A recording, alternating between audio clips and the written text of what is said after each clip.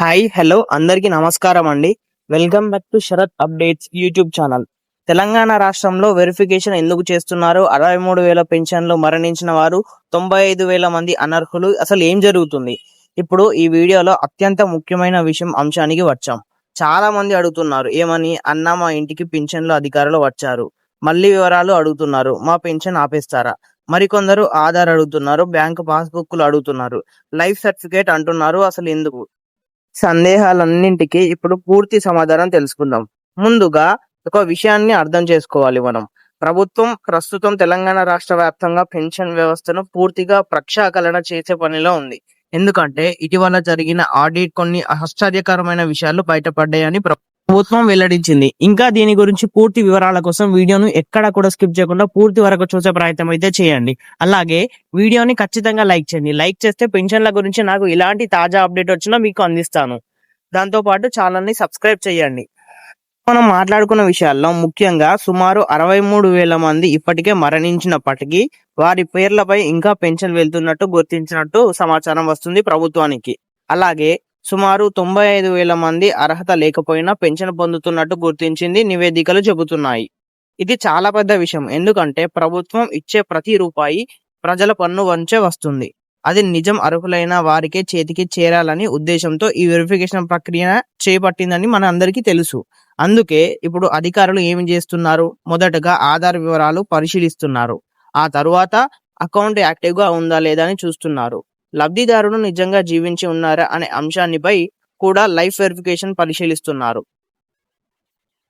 అలాగే ఇంటి పరిస్థితి, కుటుంబ ఆదాయం, ఇప్పటికే మరో ప్రభుత్వ పెన్షన్ పొందుతున్నారా, అంటే ఇతర పెన్షన్ నుంచి లబ్ధి పొందుతున్నారా ప్రభుత్వం నుండి అనే విషయాలను కూడా చెక్ చేస్తుంది ప్రభుత్వం. ఇక్కడ చాలా మందికి ఒక భయం ఉంది. వెరిఫికేషన్ అంటే మా పెన్షన్ కట్ చేస్తారా? దీనికి సమాధానం కాదు. అర్హులైన వారు భయపడాల్సిన అవసరమే లేదు. మీ వివరాలు సరైనవైతే మీ పెన్షన్ కొనసాగుతుంది. వెరిఫికేషన్ అనేది అందరితో తొలగించడం కోసం కాదు, అనర్హులను గుర్తించడం కోసం. కాబట్టి ఎవరైనా అధికారులు మీ ఇంటికి వస్తే సరైన డాక్యుమెంట్లు చూపించండి, తప్పుడు సమాచారం ఇవ్వకండి. ఇంకో విషయం, ఈ వెరిఫికేషన్ పూర్తయిన తర్వాత ప్రభుత్వం ఇచ్చిన మరో కీలక హామీ 4,000 రూపాయల పెన్షన్. అది నిజంగా ఎప్పుడు వస్తుంది? 500 రూపాయల పెన్షన్ వార్తల్లో నిజమెంత? ఇప్పుడు అదే విషయాన్ని వివరంగా చూద్దాం. 4,000 రూపాయల పెన్షన్ నిజంగా వస్తుందా? వస్తే ఈ రోజు పెన్షన్లు జమ అవుతాయా? ఎవరెవరికి జమ అవుతాయి? ఏ జిల్లా వారికి, ఏ వర్గాల వారికి జమ అవుతాయి? లేదా 500 రూపాయల వార్తల్లో నిజమెంత ఉంది? ఇప్పుడు రాష్ట్ర వ్యాప్తంగా ఎక్కువగా చర్చ జరుగుతున్న అంశం 4,000 రూపాయల పెన్షన్. ఎన్నికల సమయంలో కాంగ్రెస్ పార్టీ చేయూత పథకం కింద సాధారణ పెన్షన్ ను 4,000 రూపాయలకు పెంచుతామని హామీ ఇచ్చింది. అలాగే దివ్యాంగుల పెన్షన్ ను 6,000 రూపాయలకు పెంచుతామని కూడా ప్రకటించింది. దీంతో చాలా మంది ప్రభుత్వం ఏర్పడిన వెంటనే 4,000 రూపాయలు వస్తుందని ఆశించారు. కానీ ఇప్పటి వరకు ఆ హామీ పూర్తి కాలేదు. ఎందుకు? ఈ ప్రశ్నకు ప్రభుత్వం అధికారికంగా వివరణ ఇవ్వలేదు. అయితే రాష్ట్ర ఆర్థిక పరిస్థితి, బడ్జెట్ భారం, ఇతర సంక్షేమ పథకాల వ్యయం వంటి కారణాల వల్ల దశల వారీగా అమలు చేసే అవకాశాలపై పలు వార్తలు వస్తున్నాయి.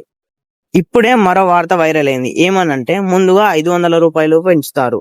ఈ వార్తపై కూడా చాలా మంది కన్ఫ్యూజన్ లో ఉన్నారు. గుర్తుంచుకోవాల్సిన విషయం ఏమిటంటే 500 రూపాయల పెన్షన్ పలు మీడియా కథనాలు వచ్చినప్పటికీ ప్రభుత్వం అధికారికంగా తుది అమలు తేదీని ప్రకటించలేదు. అంటే ఇప్పుడే ఈ నెల నుండి 500 రూపాయలు ఖచ్చితంగా పెరుగుతుంది అని చెప్పలేము. అలాగే ప్రస్తుతం చేయాల్సింది ప్రభుత్వం నుంచి వచ్చే అధికారిక ఉత్తర్వుల కోసం వేచి ఉండటం. ఇంకో విషయం ఏమిటంటే పెన్షన్ మొత్తం పెరగడం ఒకటే కాదు, కొత్త లబ్ధిదారులను కూడా చేర్చడం ప్రభుత్వం ముందున్న ముఖ్యమైన పని.